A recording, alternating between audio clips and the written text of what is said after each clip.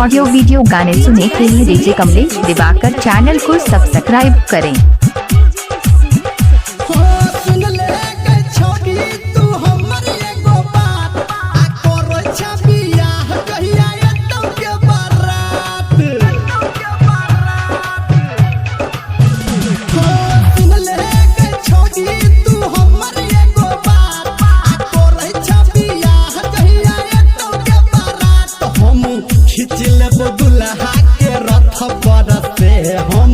खिच लेबो दुल्हा के रथ पर से मारबो फाइटे फाइटे गय गय गय गय मारबो फाइटे फाइटे देखली है छत पर से मारबो फाइटे फाइटे देखली है छत पर से मारबो फाइटे फाइटे देखली है छत पर से।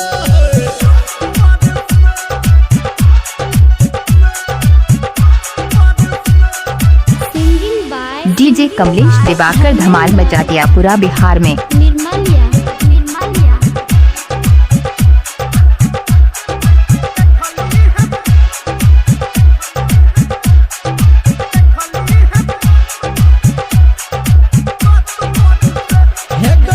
रहबन चैन से गरम केला माथा तुर देबो हड्डी खत्म करबो गाथा।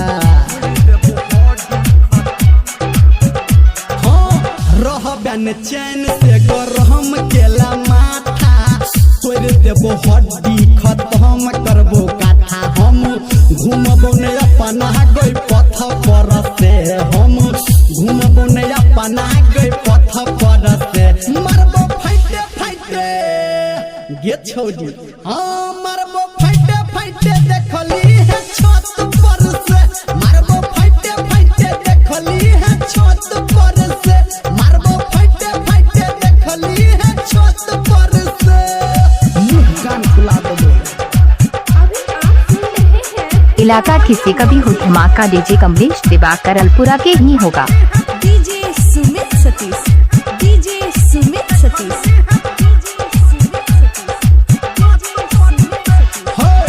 रहबे तैयार तू तो कह के सिंगार गे सबटा तोहर कह देबो बेकार गे।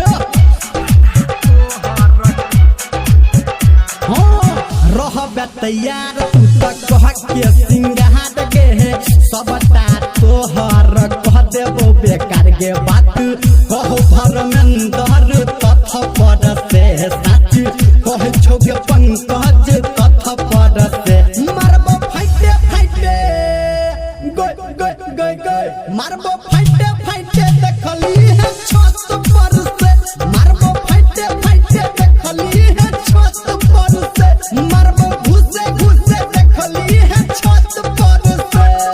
किया की नया ऑडियो वीडियो गाने सुनने के लिए डीजे कमलेश दिवाकर चैनल को सब्सक्राइब